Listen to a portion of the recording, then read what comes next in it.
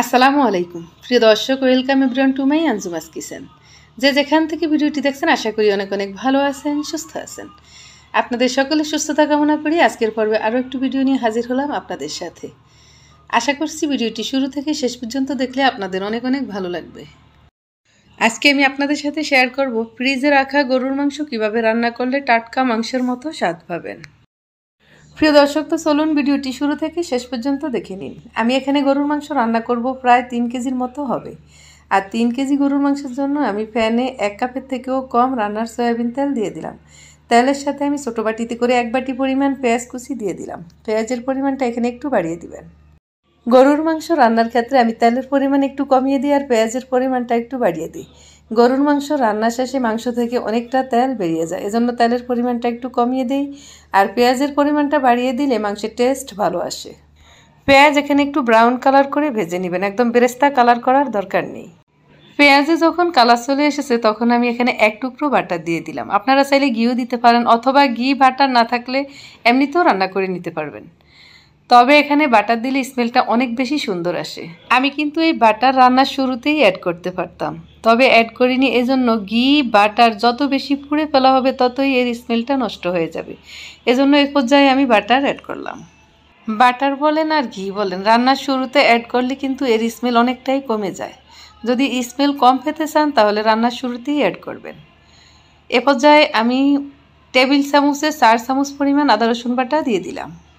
এর সাথে আমি এখানে কিছু গুঁড়া মশলা অ্যাড করব।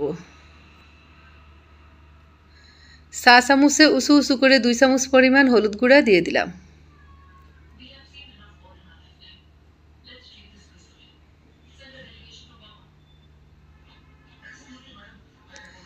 ধনিয়া গুঁড়া দিয়ে দিব 2 চামচ পরিমাণ।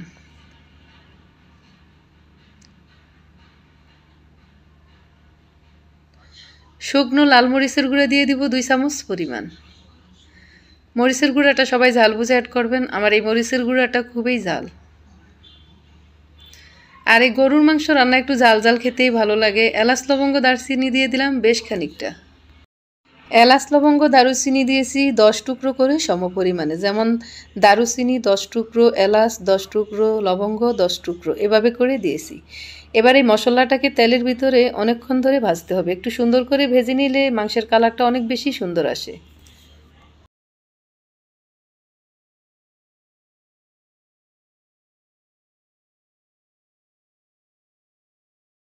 এই কাঁচা মশলাগুলো একটু ভালো করে ভেজে নিলে রান্নার কালারটাও সুন্দর হয় আর রান্নার স্মেলটাও অনেক বেশি ভালো আসে।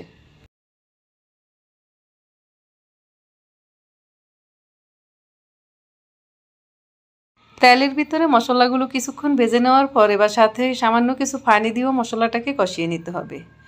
আর এখানে এমনভাবে কষাতে হবে পানিটা শুকিয়ে গিয়ে তেলটা উপরে উঠে আসবে, তখনই বুঝতে হবে যে মশলাটা ঠিকভাবে কষানো হয়েছে। আর এর সাথে আমি স্বাদ মতো লবণ দিয়ে দিব। আর প্রথমে আমরা আন্দাজ করে কিন্তু লবণ দিব, এরপরে রান্না শেষে টেস্ট করে দেখে যদি প্রয়োজন হয় বাকিটা অ্যাড করে দিব। মশলার উপরে তেল উঠে এসেছে, এখানে আর মশলা কষানোর আর দরকার নেই। এই মশলার সাথে আমি আরও কিছুটা পানি অ্যাড করে দিব। এই মাংস রান্নায় আমি আর কোনো রকম ঝোল অ্যাড করব না। এখানে যে পানিটা অ্যাড করব এই পানি দিয়েই আমি মাংস রান্না করে নিব। এখানে আমি যতটুকু পানি দিয়েছি এই ততটুকু পানি দিয়েই কিন্তু মাংস রান্না শেষ করব। মাংসের সাথে আমি পরে আর কোনো ঝোল অ্যাড করব না। এই পানিতে যখন বলক এসেছে, ফুটে উঠেছে, এবার আমি সাথে মাংস দিয়ে দিব।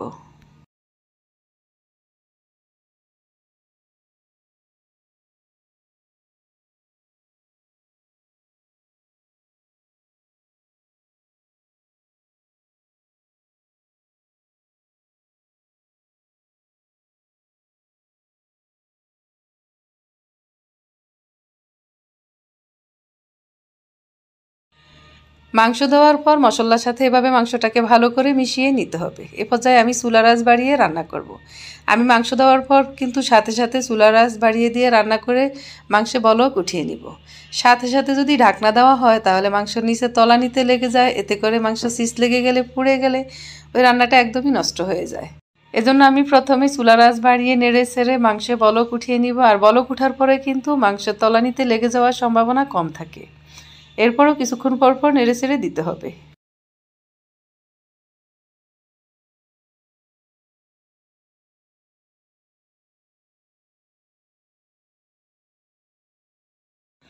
মাংসে বলক ওঠার পর দেখতেই পাচ্ছেন মাংস থেকে বেশ খানিকটা পানি বেরিয়ে গেছে। এ পর্যায়ে আমি চুলার আঁচ একদম কমিয়ে দিয়ে ঢাকনা দিয়ে রাখবো। চুলার আঁচ কমানো বলতে একদমই কম, একদম লো হিটে এবার রান্না করব। এখন আর কোনোভাবে আমি চুলার আঁচ বাড়াবো না। এভাবে ঢাকনা দিয়ে চুলার আঁচ একদম কমিয়ে রান্না করলে মাংস থেকে ঝোল একদমই কমবে না, আর বরঞ্চ মাংসটা খুব তাড়াতাড়ি সুন্দরভাবে সিদ্ধ হয়ে যাবে। ঢাকনা দেওয়ার পর চুলার আঁচ কমিয়ে আমি অনেকক্ষণ সময় রান্না করেছি। মাংস কিন্তু প্রায় সিদ্ধ হয়ে আসছে, আর মাংসের ঝোল একদমই কমেনি। প্রিয় দর্শক, আমি এখন আপনাদের সাথে একটি ছোট টিপস শেয়ার করব। আমি এখানে মাংসের সাথে এক চামচের অর্ধেকের থেকেও কম চিনি অ্যাড করে দিলাম। এই চিনি দেওয়ার ফলে মাংসটা অনেক সুন্দরভাবে সেদ্ধ হবে, আর মাংসের টেস্ট অনেক অনেক গুণ বাড়িয়ে দিবে। প্রিয় দর্শক, যে কোনো রান্নার ভিডিও শুরু থেকে শেষ পর্যন্ত দেখে নিতে হয়। শুরু থেকে শেষ পর্যন্ত রান্নার ভিডিওতে ছোট ছোট টিপস দেওয়া থাকে, আর এই টিপসগুলো জানা থাকলে যে কোনো রান্নাই করতে সহজ হয়, আর খেতেও অনেক বেশি টেস্টি হয়। এ পর্যায়ে আমি ঢাকনা দিয়ে চুলার আঁচ একদম কমিয়ে আরও কিছুক্ষণ রান্না করে নিব।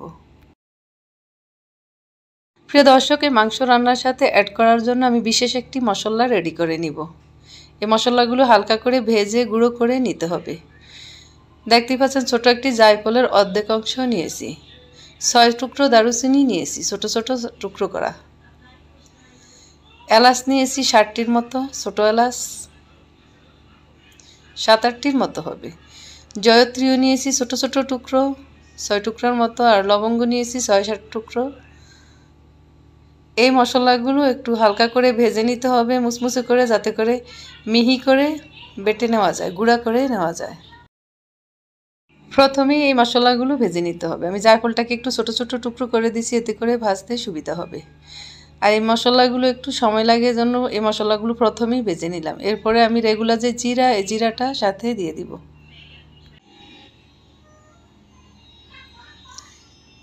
ভাজতে ভাজতে একদম পুড়ে ফেলা যাবে না, এই মশলাটাকে একটু হালকা আঁচে ভাজতে হবে।